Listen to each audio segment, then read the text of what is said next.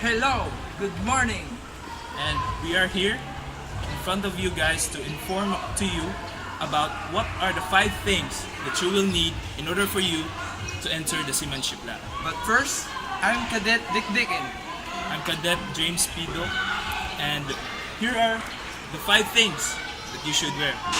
So, 3, 2, 1. So, we are here now to discuss the 5 things that you should wear. So, first, the hard hat or the helmet.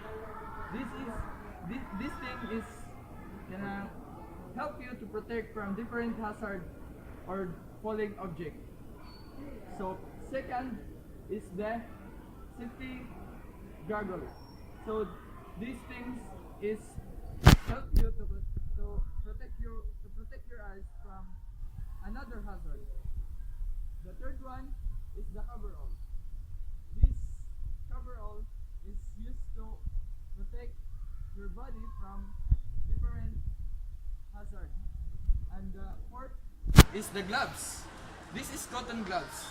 This is to protect your hands from different another hazard. And lastly, the steel too. These things can protect you from the falling object that can protect your hands. Safety equipment.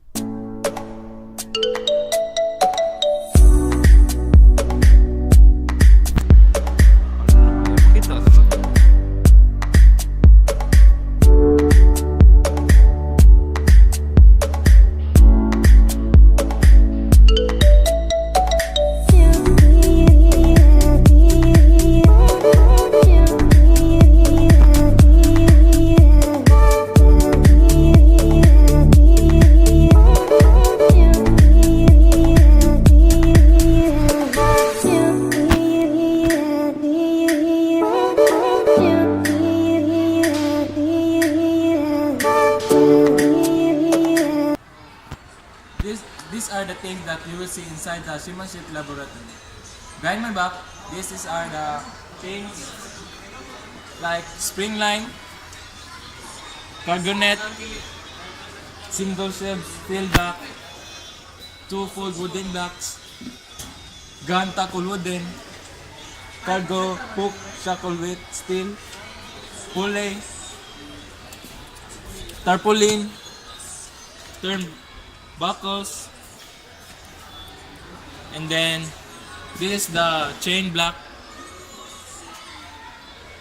So this is the 3-fold wooden blocks. As you can see, 2-fold wooden blocks, the same. Spare parts of the blocks. These are the spare parts of the blocks, and then this is the safety net. And then the last is cargo hook, spring, swivel. So this is the things. So first is this the rigging stage. Second is this the ropes. Last is this the movable stair. So let's move. So now I'm going to discuss to you about the next part of our tour. So follow me. So first, as you can see here, is the double blitz, and next is the bollard. So these things in here are made for simulation, for when you are on the ship or on board or on the port, so you can move. So lastly, as for the end part of our tour here in the Seamanship lab, so at the first part you will see the different kinds of paints. At the upper deck you will see the paints, different types of paints, and at the lower deck you will see the different kinds of rust cover. So that is all, and hope you have learned something today with this presentation.